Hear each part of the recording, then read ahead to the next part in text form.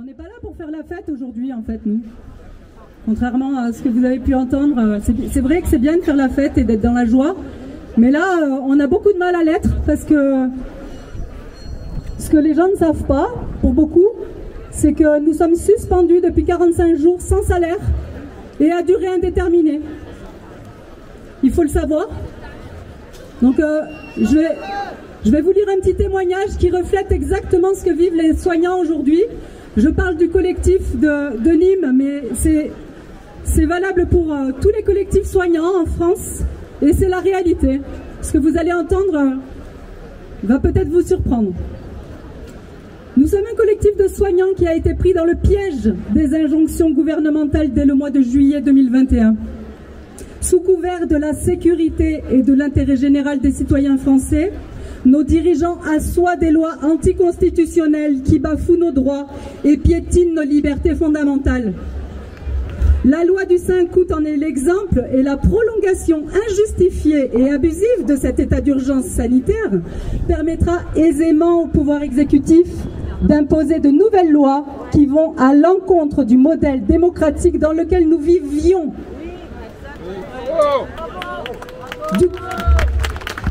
Vous voulez du concret à présent? Je vais vous en donner. Que vivent réellement les soignants depuis cet été? Il faut que vous sachiez que certains hôpitaux appliquent complaisamment cette loi, et le CHU de Nîmes en est la preuve.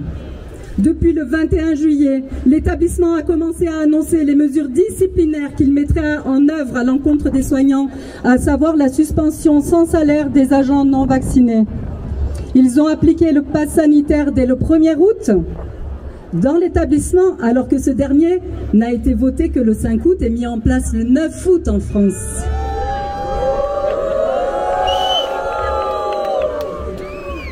Un hôpital plutôt avant-gardiste, n'est-ce pas?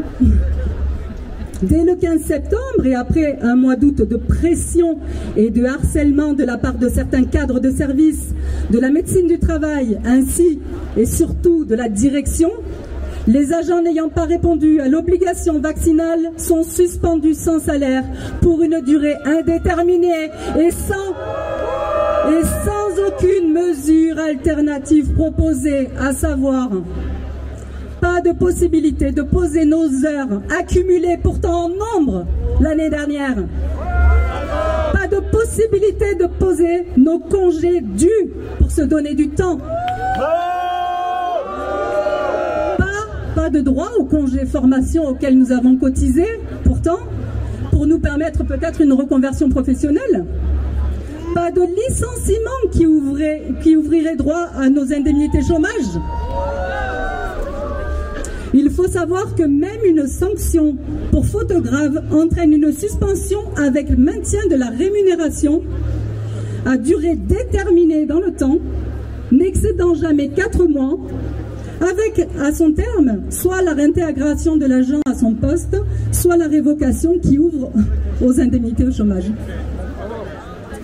En d'autres termes, la sanction pour faute grave est bien plus clémente que celle qui nous est infligée aujourd'hui. De plus, tous les agents positionnés en arrêt maladie avant le 15 septembre, quel que soit le motif de l'arrêt, ont été suspendus illégalement, et l'hôpital a mandaté un médecin pour les faire contrôler à son cabinet de ville. C'est du chantage! Ces contrôles se sont déroulés sous forme de consultation à la chaîne programmée toutes les 15 minutes. Et la seule question qui était posée, pourquoi n'êtes-vous pas encore vacciné? On parle d'un montant de 300 € par consultation dans le cas de contrôle mandaté. Ce qui ferait des journées plutôt fructueuses, n'est-ce pas? Selon les témoignages, le motif de l'arrêt, lui, n'a jamais été vraiment évalué par ce médecin. Pourtant, tous les agents en arrêt maladie ont reçu un courrier de la direction établissant qu'après avis rendu du médecin, leur arrêt maladie est injustifié et que leur reprise de travail doit se faire dans un délai de 72 heures en présentant un schéma vaccinal complet.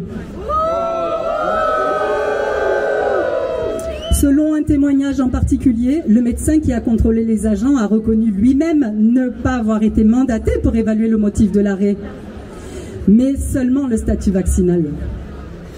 Cette traque des soignants qui ont fait le choix de ne pas être vaccinés s'apparente à une chasse à l'homme qui n'a aucune limite et dont le seul but est de briser et de punir ces personnes. La situation de précarité dans laquelle on les enferme sans issue autre que l'injection pour en sortir est calculée. L'acharnement est sans relâche et la souffrance psychologique qui en résulte est incommensurable. Hier applaudi, acclamé, aujourd'hui assailli et traqué.